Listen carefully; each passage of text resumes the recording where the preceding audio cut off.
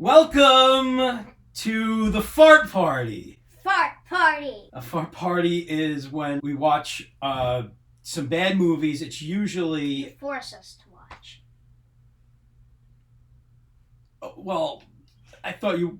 You force us to watch. I thought you wanted to watch. No, you drag us down the stairs, shove our faces into the television, and you chain us up so we can't go. It's okay, because I'm your dad. You are not my father. Shh. People watching know I'm your dad. Fart party is when we voluntarily watch two movies. One of them's usually like an okay movie. Good, bad. Yeah, like a Last Action Hero. Not the worst, but I mean, like, you could do better. And then the second one is just trash. A garbage movie. Like Garbage Pail Kids. Right, or Troll 2. Oh my god. Mortal Kombat Annihilation. Yeah. And then we eat copious amounts of junk food and pizza and soda and crap like that. Yeah. And the goal is to blow as many farts as you possibly can. Yeah. That's a fart party! Fart party! The last fart party we had watched two amazing movies by the incomparable Dan Aykroyd. We have nothing but respect for Dan Yes. and his Crystal Head vodka. Not advertised by. Yeah. This is actually empty because my son's an alcoholic. Not supposed to say that. I'm sorry. This kid that's not really my son is an alcoholic. That's more like it. We watched Dragnet and then Nothing But Trouble. See? Okay movie. Then garbage movie. Yes. How did you feel watching these movies? I wish I was just dead already, man. Well, if you wish you were dead, there's a way we could... Did someone say dead? The Grave Digger! What are you doing here? I heard you were dead, and I'm bare everyone. I want to be dead. Alright, after the show, I guess we'll bury you. Okay, I'm just gonna die. Bye. That's how it goes, folks. 1987's Dragnet. Directed by Tom Mankiewicz, who's known for writing Superman 2 and, a few James Bond movies. Not bad. Not bad. This apparently was like a passion project of Dan Aykroyd's. He was a fan of the original show, right? Yeah. There was a Dragnet television show way before we were all born. There's a lot of weird stuff in this movie. It's basically a procedural cop movie that's just cops going around looking for clues to stop Pagan, which is a cult trying to sacrifice a virgin. And in order to do this, they had to collect certain things. Right. Lion's mane? A lion's mane, a giant animatronic snake from the Jungle Cruise. Yes. And a bat. Like a fruit bat. A fruit. Oh, and the wedding dress of the nun from the Blues Brothers. That's who she is? That's who she was! Which is ironic because she yells at Jake and Elwood in the Blues Brothers about cursing, but in this movie, she's got a dirty mouth. Yeah, she's just throwing slurs out at Tom Hanks and Dan Aykroyd. But it's your best kind of not rated R cursing. Think Christmas Story, the dad from Christmas Story, and Joe Pesci from Home Alone. Yes. So it's a lot of Christmas movie cursing. They have to go and save this virgin while infiltrating a pagan cult group get together. Hoo-ha, hoo-ha, hoo-ha, doing kick leg sing. It's basically a Trump rally. Wow, way to get political, man. Yeah, you dirty goat eggs! Yeah. I had to bury them goats to give you those eggs! Special guest, the grave digger From Dragnet. Yeah, it's from Dragnet. Not to be confused with the Gravedigger from RuPaul's Drag Race. No. Different. Completely Different Gravedigger. Also, not to be confused with Gravedigger, the monster truck. That's the loudest shovel in the business. Yeah.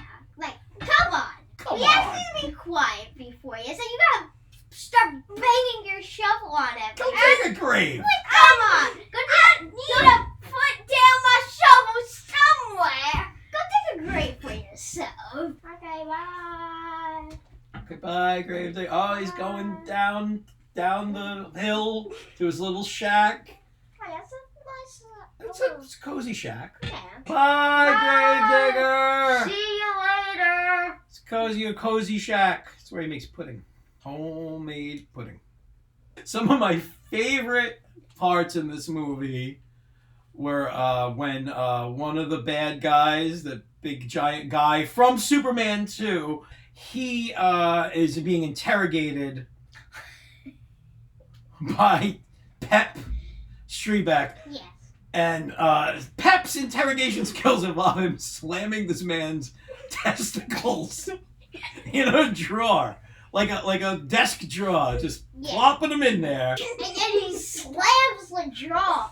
Multiple times, because Yes. you hear him Screaming. Now, meanwhile, good old Dan Aykroyd's got a problem with, somebody not having a haircut and stuff. Yeah.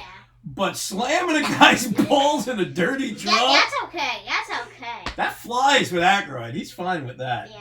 I do love in the movie how, at first, Dan Aykroyd drives very slow. He drives under the speed limit, and Tom Hanks gives him a hard time about it.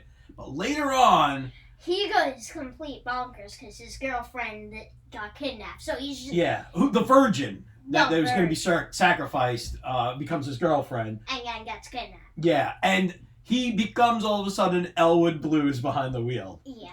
There was a lot of like dan dan dan dan dan dan dan dan. So one cannot enjoy Dragnet fully without enjoying Something. something Yes. terrible, Yes. something dark and disturbing. Just don't mention it. No. Let's forget. You have to. We're talking about City of Crime, the Dragnet rap. Tom Hanks and Dan Aykroyd rapping it up, just giving a good old rap, and with a ridiculous dance number. Just say no. Just say no.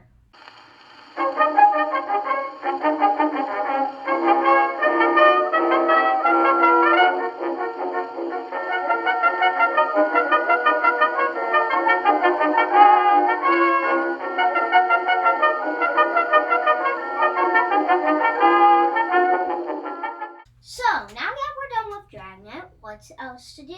Nothing but trouble. Do we have to? Yes.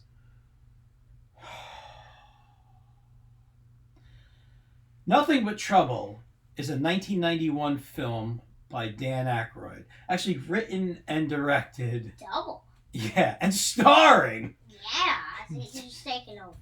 everything. This is the only movie Dan Aykroyd has ever directed. And you know what? It's a really bad movie. This is why you don't let Dan Aykroyd in control. Yeah. Unless he's like writing the script with someone else, like with Harold Ramis in Yeah. Ghostbusters. Agreed. It's not gonna be good. Well, this is the thing. It's not a poorly made movie. No, it's got some good effects, I'd say. Yeah, and even just like the directorial effort of it, it's not like watching a Troll 2. No. The acting's good. Yeah, for the most part, Chevy Chase is unbearable through the whole movie. Yes. Chevy Chase is very unfunny through the movie, and I'm not a Chevy Chase hater. No. I love Clark Griswold. He's one of my favorite movie characters of all time. I do enjoy those vacation movies. I like Ty Webb from Caddyshack. Ty Webb is Not a great. big role. Fletch is cool. Like I am not even Three Amigos. He Xanaxed his way through that whole entire movie. Also in this movie, strangely taking on more than one job is John Candy. Yeah, so John Candy plays the policeman. Basically, he's the cop of the town. He's the sheriff. Yeah. And then he also plays his sister. Yes. Dressed as a woman. And we wound up with a mute, giant, superhumanly strong woman. Yeah. Okay. The group, it's Demi Moore, Chevy Chase, and two weirdos. They wind up getting brought before the judge, who is Dan Aykroyd. What a character. First of all, I mean it partly in fun when I say what a character, because I truly do love this character. Yeah. He's a 106-year-old judge. As a matter of fact, we had met Dan Aykroyd. Yes, we had. And I had done a painting of this judge, and I presented it to him. Yeah. And he went nuts. He held the painting over his face and ran around yelling, "I'm the judge! I'm the judge!" So, our heroes of the movie. Yes. Hero. They're jailed inside the confines of the judge's house, and there's a lot of cool, like, trap doors and sliding walls. I bet if and they made just a roller coasters. Scooby-Doo movie. Oh, it would man! be perfect. Eventually, there's a scene when Dan Aykroyd's serving them dinner. And it's, like, hot dogs being launched from a toy train. He's eating this gross hot dog, the grossest hot dog you've ever seen. He says a lot of weird things in this movie that don't make sense to me. He calls a cigar a dog rocket, which kind of makes me think of one thing, and I hope that's not what it is. Bow wow. Demi Moore and Chevy Chase are split up. The Spanish couple are just gone. Yeah. Or couple, brother and sister. They jumped out the window. Maybe couple. Demi Moore is outside with these two guys. Two naked Teletubbies. Garbage pail adults. Yeah. They look like garbage pail kids that grew up. Somewhere in the middle of this, John Candy arrests a band who happens to be the Digital Underground. This is the part where you broke. Yes. I have seen the Dragnet rap. And I have seen Dan Aykroyd play an old, weird, deformed man playing the piano while a bunch of people are singing raps. And also he rips off his nose when he goes to bed. It's Tupac Shakur. I hate you. We have to finish it. I know we do, and we will. But I don't want to.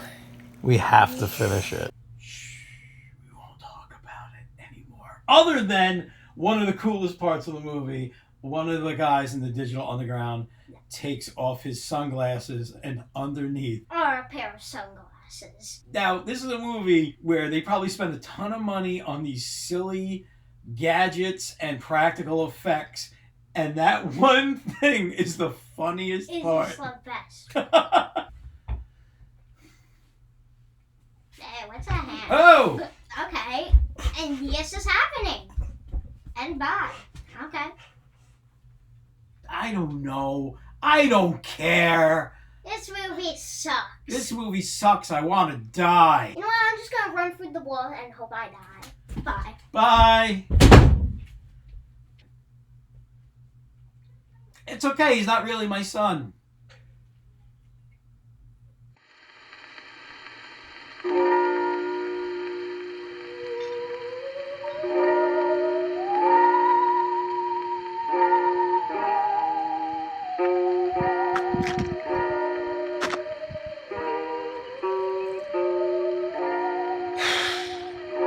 It's a shame we had to lose the money pit in the burbs, too. We didn't deserve him. We did not deserve him.